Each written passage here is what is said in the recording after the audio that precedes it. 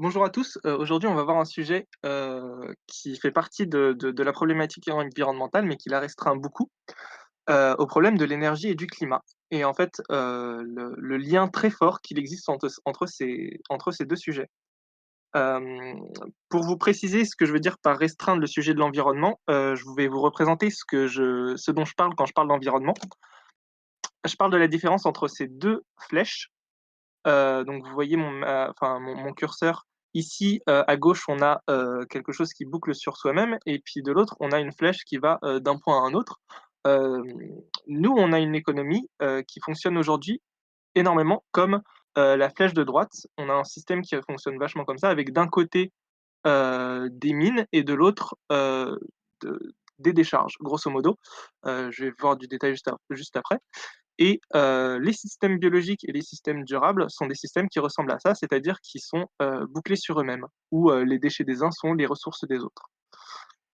D'un côté, donc on a, nous, ce qui va nous intéresser, c'est le côté, et sortie de la flèche, donc où on a des décharges, des déchets, dans l'océan et des déchets, aussi dans l'atmosphère. Donc on a des déchets sous ces 3 formes-là. Nous, ce qui va nous intéresser, c'est uniquement, dans le cadre du climat, ce qui se retrouve dans l'air et parmi ce qui se retrouve dans l'air, on a des particules et on a, des gaz, donc le CO2. Ici, c'est représenté par un nuage, mais le CO2 est inodore, incolore, et transparent, inodore et incolore, bref, on le voit pas.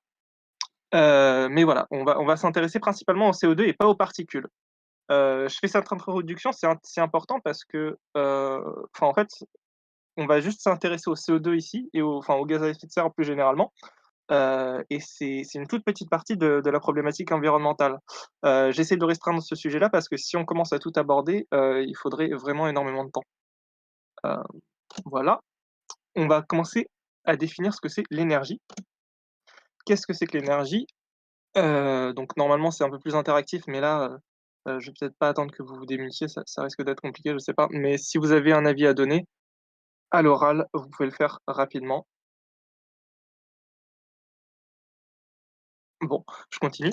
On a une définition du Larousse, c'est une grandeur qui caractérise un système physique et qui garde la même valeur autour du temps au cours du temps, pardon.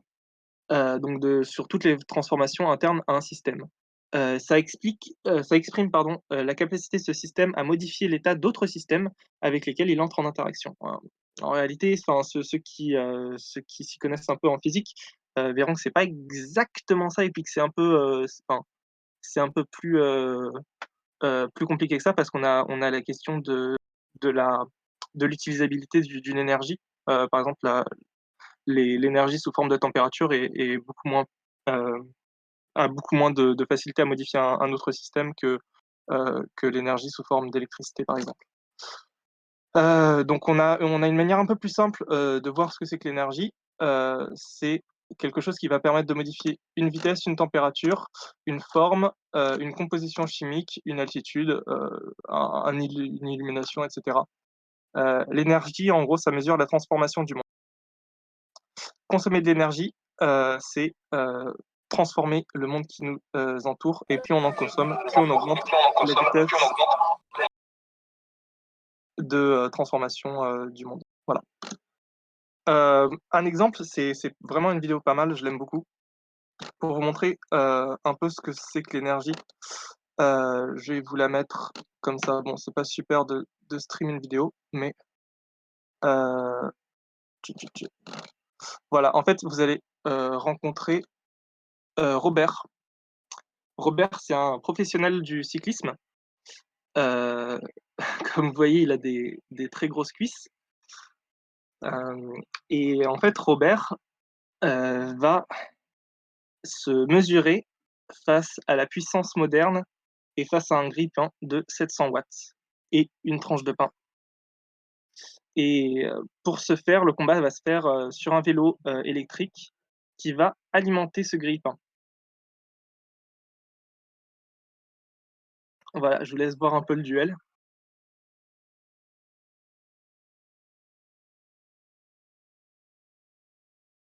Est-ce que vous entendez?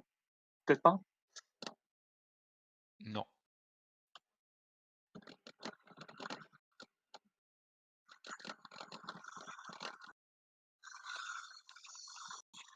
Mais c'est pas grave, hein, on voit l'idée. OK, bon, il a un équivalent de 50 km/h sur, une pente de 40 pour faire fonctionner le grille-pain.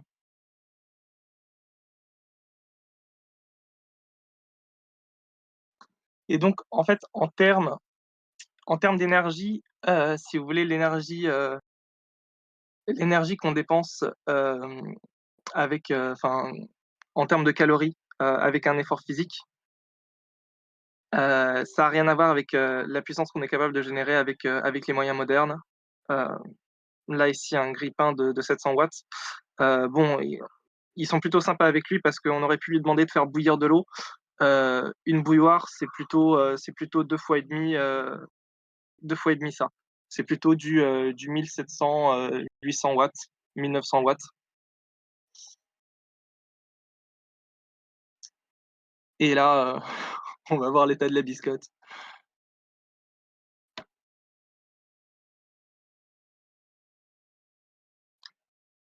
et l'état du pauvre Robert qui en peut plus et qui s'est fait terrasser par une biscotte et un grille-pain. Bon,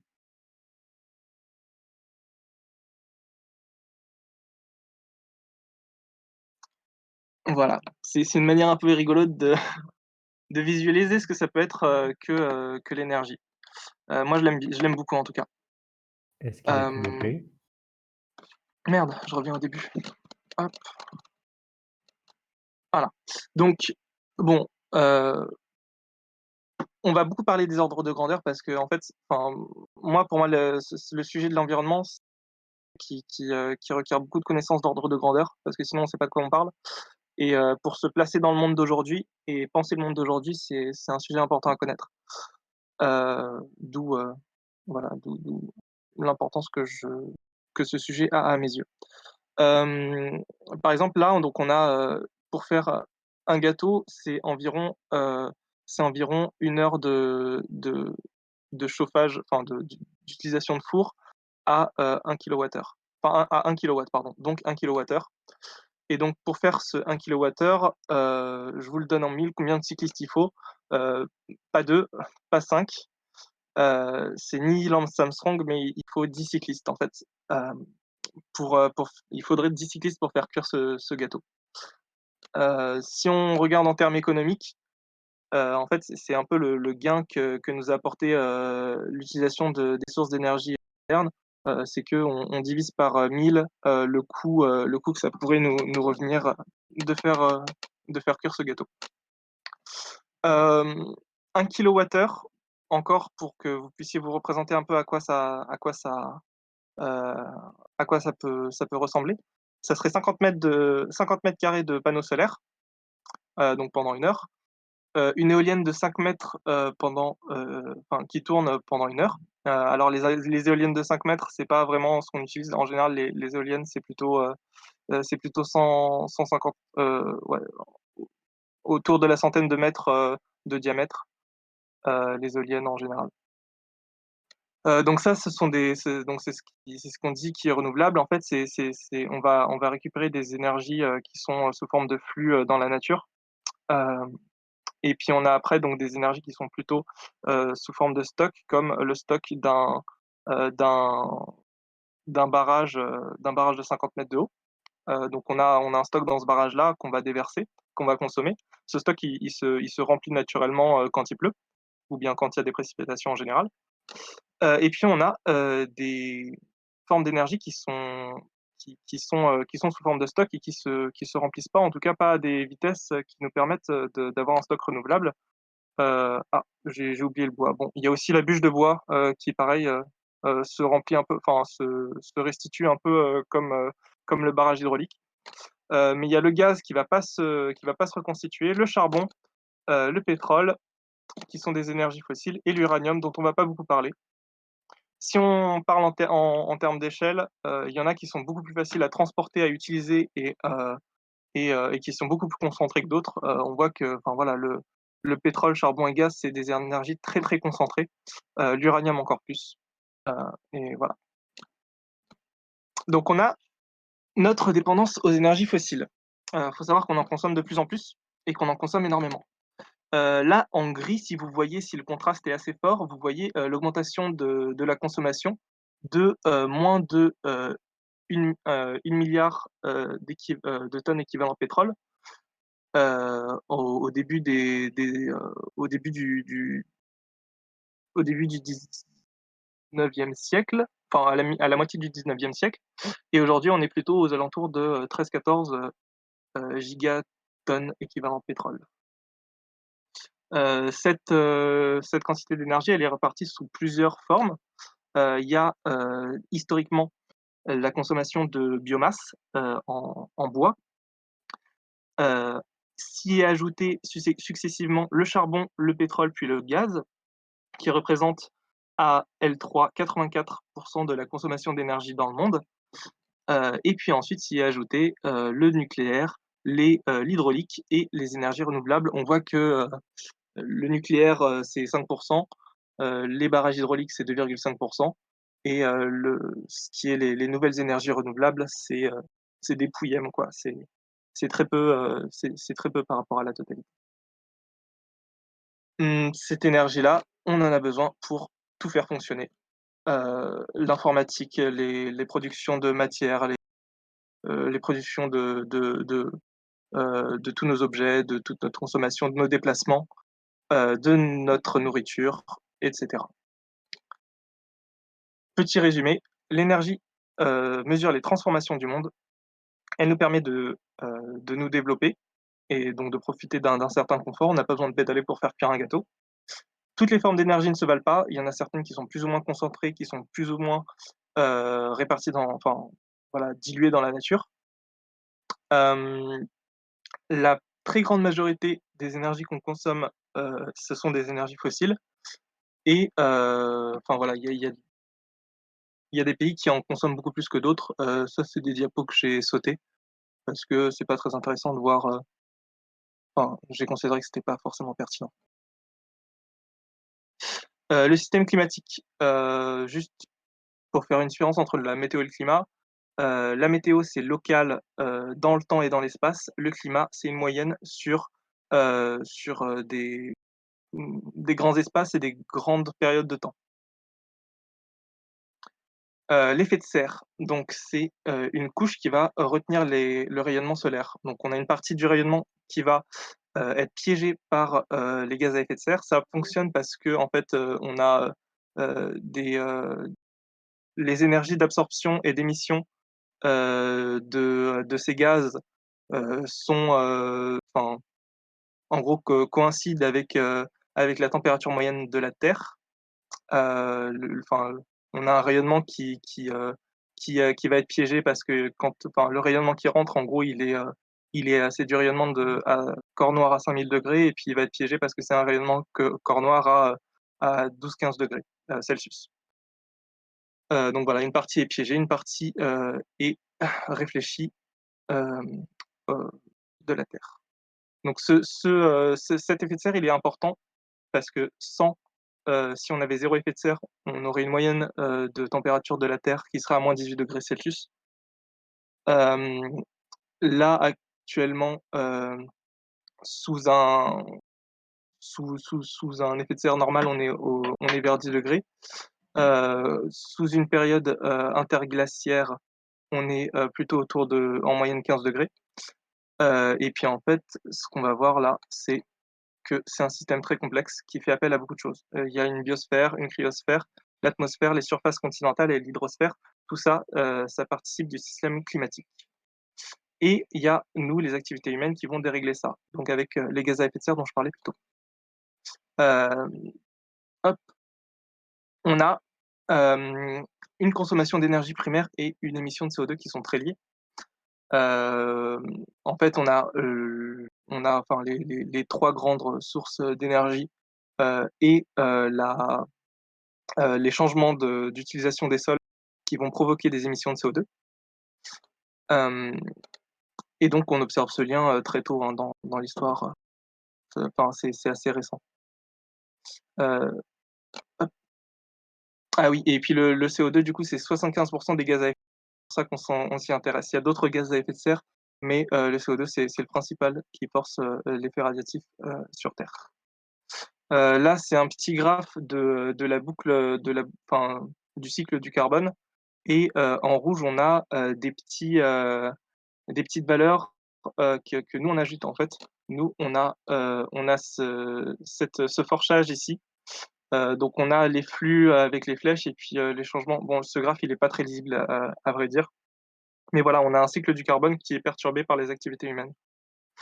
Hem, donc voilà, le cycle est à l'équilibre et il est déréglé. Ici, on précise les émissions, qu'on fait. Donc la plupart des émissions sont directes en brûlant du gaz, charbon, pétrole, et le reste des émissions, c'est des émissions indirectes avec, par exemple, de la déforestation.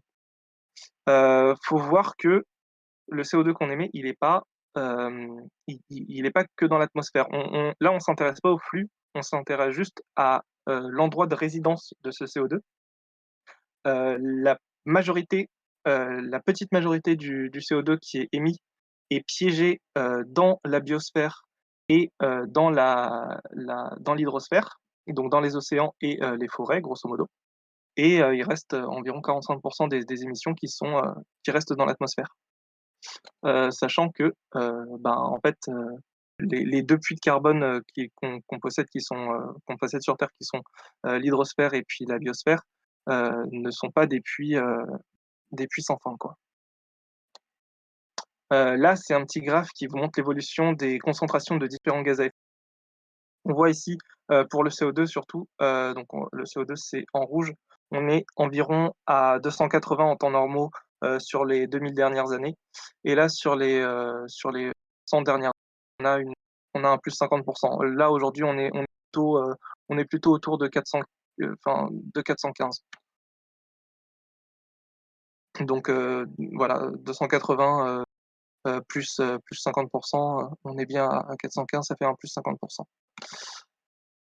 Hop, donc il y a principalement du CO2, mais il y a aussi donc là sur ce graphe-là, il y a aussi d'autres gaz à effet de serre, le méthane et le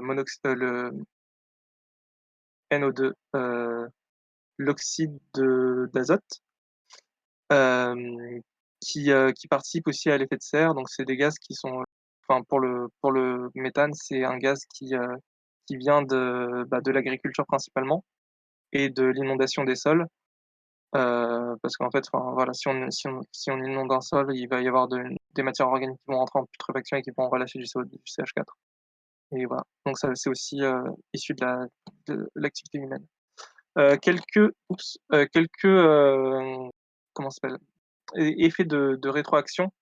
En fait, on a des effets d'emballement qui sont possibles avec, par exemple ici, c'est le permafrost, où en fait on a du gaz qui est piégé, dans des sols qui sont gelés et en fait si on a ces sols qui dégèlent à cause d'un réchauffement, de la planète, on va avoir, libération de ces gaz qui vont entraîner un réchauffement et donc c'est une boucle qui accélère le dérèglement.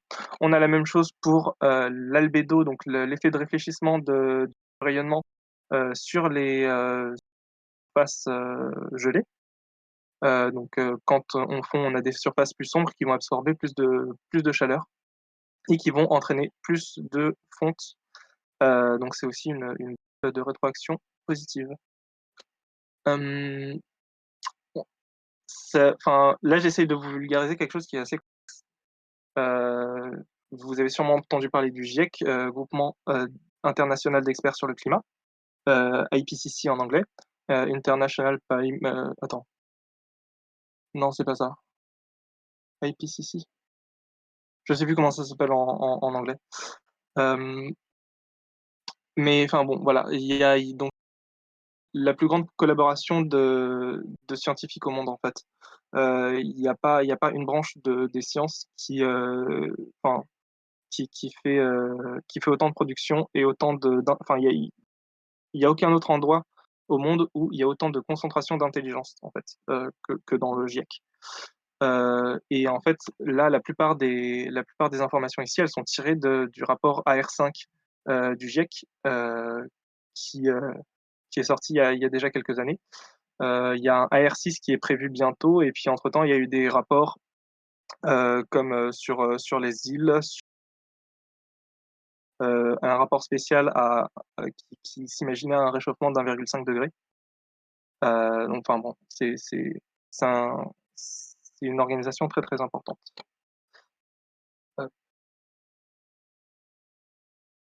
Heu donc qui ça donc ce groupement, ils ont fait enfin, de leurs études sortent plusieurs scénarios. Des scénarios, on continue comme c'est parti, émissions constantes jusqu'en 2050 et forte baisse des émissions dès 2020, donc il y a à peu près un an. Et en fait, ces scénarios-là, ils conduisent à des prédictions de développement, global. Bon, voilà, nous on est on espère qu'on peut se caler plutôt sur un scénario forte baisse, merci le covid. Hop, là on est en fait si on est, typiquement, comme le pire de ce qui est prévu, en fait on va avoir, un 5 degrés d'augmentation environ. Pour vous donner un ordre d'idée, 5 degrés c'est la différence de température moyenne entre une période glaciaire et puis une période interglaciaire. Sauf que ce changement, on va le faire en 100 ans et pas en 10 000 ans. Ça a un effet sur la biodiversité. Donc sur la géographie, ça donne un changement, on ne sait pas trop ce que ça va donner. Enfin, vous voyez à 5 degrés près, il y avait de la glace, jusqu'au Danemark. À 5 degrés près dans l'autre sens, on ne sait pas trop ce que ça peut donner. Jusqu'où va remonter le désert, enfin, comment le territoire va être transformé, on peut difficilement le savoir. Sur la biodiversité, sur la bio en fait, on peut prévoir à quel point est-ce que les espèces peuvent migrer et aller se réfugier. Donc, dans des endroits où les températures n'ont pas encore trop augmenté. En fait, ce graphe-là, il est vachement intéressant. C'est un graphe du GIEC où, on a en fait les distances de migration, des différentes espèces, des différents types d'espèces, en fait, on a aussi un axe sur, la ré l comment? La vitesse d'augmentation moyenne de la température, moyenne de la Terre. Donc si on est à +1 degré de réchauffement, mondial sur un terrain plat, on voit que, ben, ça va, donc 1 degré sur environ 100 ans. Si on est à +2 degrés, on commence à avoir pas mal d'extinctions d'espèces vivantes. À 4 degrés, donc sur une moyenne mondiale, on est à énormément d'espèces atteintes. Sur terrain plat, c'est encore pire. Donc voilà, ça vous donne un peu, une idée des enjeux, heu, sur comment est-ce qu'on peut penser le monde de demain. Hem, les conséquences, on va passer rapidement là-dessus. Donc, je vous ai montré concernant les espèces, hem et la géographie. En fait, on va avoir des impacts physiques et des impacts sociétals qui vont suivre derrière. Les impacts physiques, ça va être la hausse des températures, des vagues de chaleur, perturbation des précipitations, la fréquence et l'amplitude des événements extrêmes pourraient changer. L'élévation du niveau des eaux, l'érosion du littoral, retrait des côtes, l'augmentation de l'acidité des océans et l'effondrement des écosystèmes. Et donc ça va avoir des impacts sur le social, sur l'humain. Et en fait, on va avoir aussi des boucles de rétroaction parce que, quand on a des sinistres, ça va provoquer, des instabilités politiques qui vont provoquer des migrations. Bon, en fait, tout est très, très connecté. Mmh, ces impacts-là, en fait, ils vont, pas être les mêmes partout. Nous, on a de la chance parce qu'on est en Europe. Ici, si on regarde une carte, donc c'est, la vulnérabilité, Climate Change, Vulnerability, c'est une infographie qui nous montre un peu, les différents impacts selon les régions, du monde.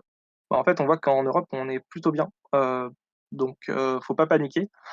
Bon, par contre, il y a des endroits où ils sont pas super bien. Genre, l'Inde, c'est 1/4 de la population mondiale, il y aura, d'énormes impacts. L'Afrique, subsaharienne, c'est peut-être 1/7 de la population mondiale. Il y aura aussi d'énormes impacts.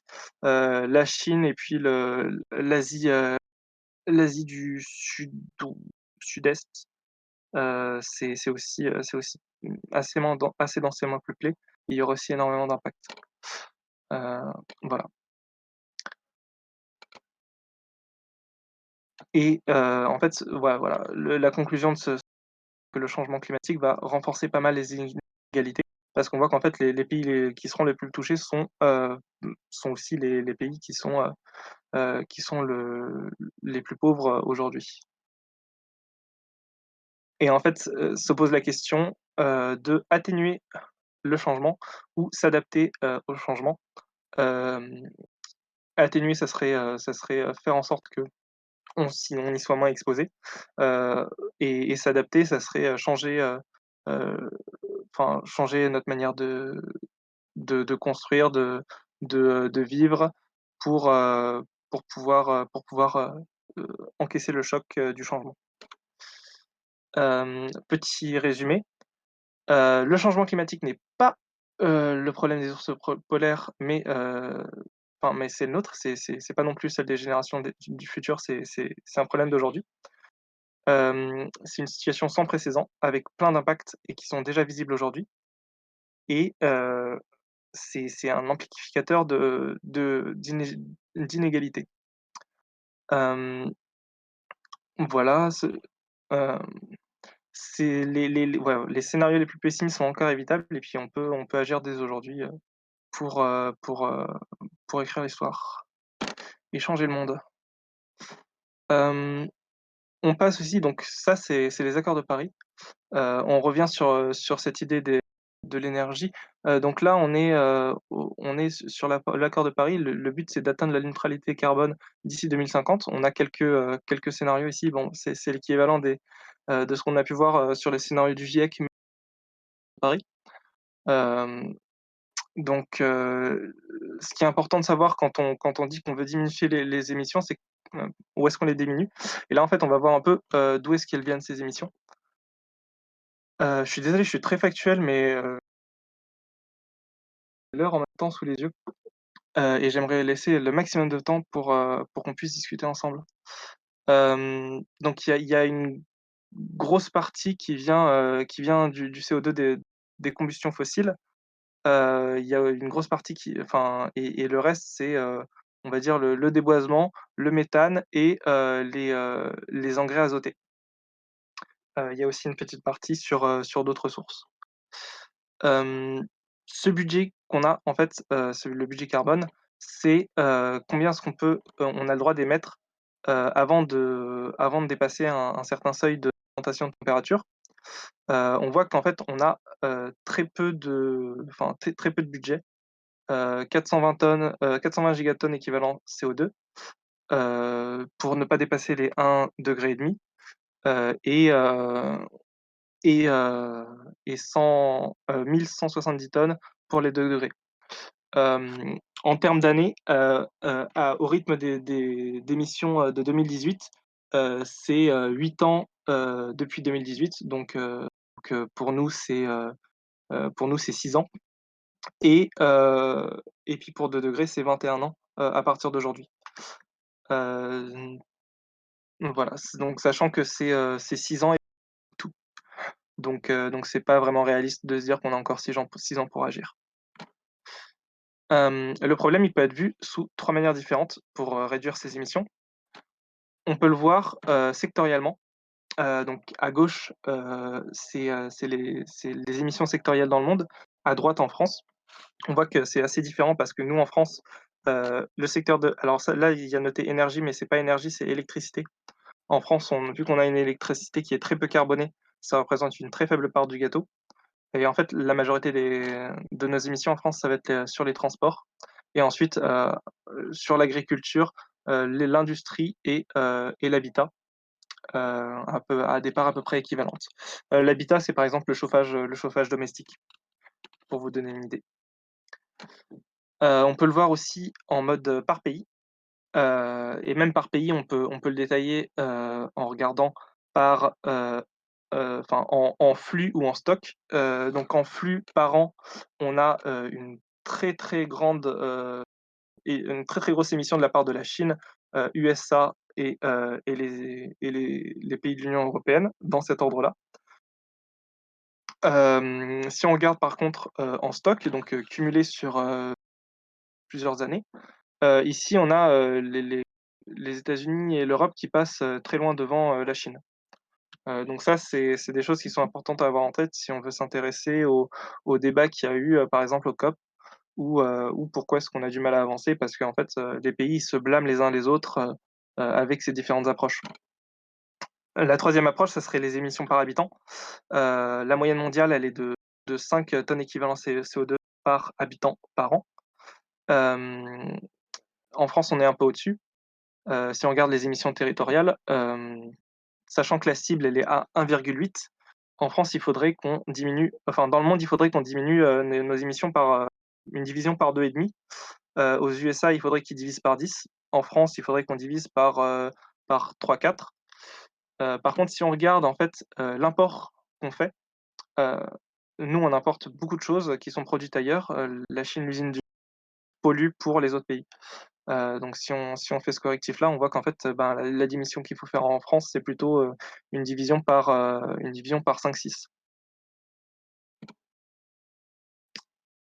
Les solutions, elles sont, heu, un peu partout.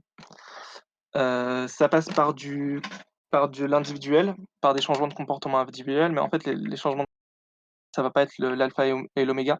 On a aussi des changements collectifs et des changements sectoriels. Donc c'est des choses très systémiques enfin qui méritent que enfin, qui ont besoin que beaucoup de personnes s'y intéressent pour que ça se produise. Et en fait, voilà, il faut un peu agir partout. Nous, nos leviers d'action, en fait, on peut les voir si on regarde, heu, comment est-ce qu'on peut enfin, quels sont les scénarios, on peut se projeter. Là, on a un scénario, négawatt avec, une transition énergétique, pour la croissance verte. Donc c'est un peu le scénario, qu'on pourrait s'imaginer, avec une diminution des énergies fossiles par 6 et une multiplication des énergies renouvelables par 4.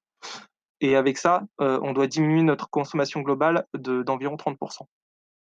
Heu, Ça, c'est voilà, c'est un des scénarios mais on peut aussi s'imaginer, ben, en fait, au lieu de diminuer notre consommation par 30 seulement, on peut la diminuer beaucoup plus. Moi, c'est ce que je m'imagine dans le futur.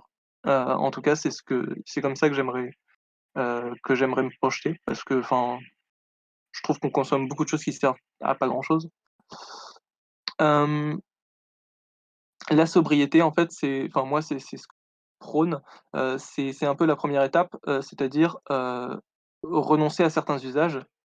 Éviter les déplacements, utiliser un vélo, choisir pour ce qu'on doit faire, on peut se dire qu'on va privilégier l'efficacité, donc les moyens de transport qui vont, consommer moins si on doit se déplacer. Hem Et ensuite on pourra qu'à partir de là, à partir du moment où on aura vraiment diminué, nos besoins, bruts, on pourra, s'attacher à la question de, comment est-ce qu'on remplit ces besoins bruts? Donc avec, des énergies décarbonées. Ce qu'il faut, c'est beaucoup de changements, politiques, pour avoir ce genre de transformation.